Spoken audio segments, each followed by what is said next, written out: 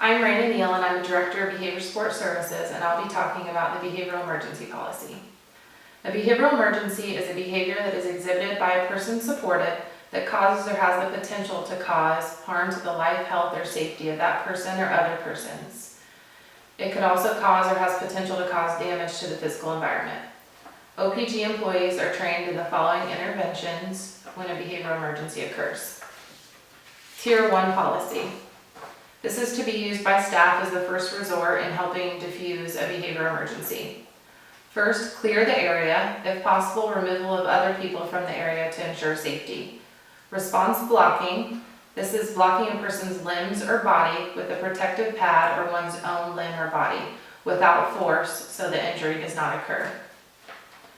Exclusionary timeout. This is removing the person from a specific area or environment to help reduce the unwanted behavior.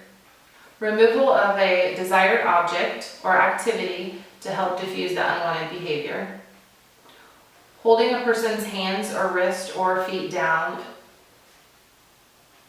which will make them lose freedom of movement, which is a physical intervention. Interventions during dangerous elopement situations. If a person elopes, attempt to run away, staff are trained to safely remain near them. If a behavioral emergency occurs during the elopement that puts the person in imminent danger, staff may use the emergency interventions to restrict the person's ability to move. Staff may hold a person's wrist or arms, foot or ankle to keep the person from running into traffic or another dangerous situation. The protective stance. This position means standing in front of a person, maintaining 5 to 6 feet from the person, making sure your feet are full shoulder width apart, and maintaining balance during the stance. Standing at an angle and off to the side of the person and not directly facing them.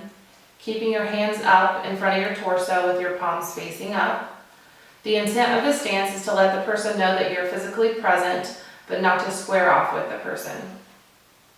Your stance should be non-threatening to the person. Deflecting. If a person is using their arms or hands in an attempt to hit someone, then a deflection may be implemented. Raise your arm towards the ceiling and deflect the swing with your arm or hand. The bite release. If a person is biting, you want to reduce the struggle and you want to move into the bite. So if a person is biting your arm, you want to push into the bite instead of pulling away. Upon release from the bite, pulling away quickly and assuming the protective stance.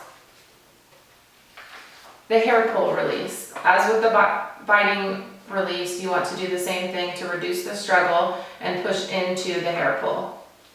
Pressing down firmly on the person's knuckles, and then when they release, removing your hands quickly and raking away from the person, and then resuming the protective stance. Tier 2, to be used when staff have used all Tier 1 interventions and found them ineffective in diffusing the behavior. If the behavior occurs after Tier 1 interventions and bodily injury has occurred, it may be necessary to transport the person to a local hospital or local mental health hospital if you feel safe, if not, contacting 911 and asking for assistance. If the person has eloped and can not be found within 5 minutes, staff must immediately contact police and notify that the person is missing and that they have a disability, and providing any additional information. Staff should contact the parent or guardian and then contact their direct supervisor. A BEADS incident report will be required to be filed. Following the use of restrictive interventions during a behavioral emergency, after Tier 1 and Tier 2 interventions are used, the team will determine if supports are needed in addition and adjust the behavior supports plan if necessary. Staff will be trained on any applicable changes. An internal incident report must be filed by the DSPs after using Tier 1 and Tier 2 policy. A BEADS incident report must be filed from all other staff. When a person is in imminent danger, a support provider's first priority is to ensure the safety of the person receiving services. Calling 911, if appropriate and indicated, initiate safety actions for the person.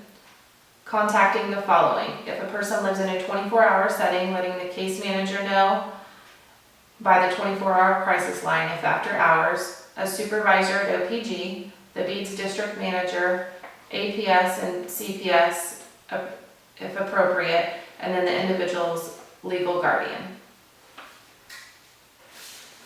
Remember, if a person has a behavior support plan, you can follow the strategies in there first and then move to the Tier 1 and Tier 2 policy for behavioral emergencies. If a person does not have a behavior support plan, you can move to the Tier 1 and Tier 2 if appropriate.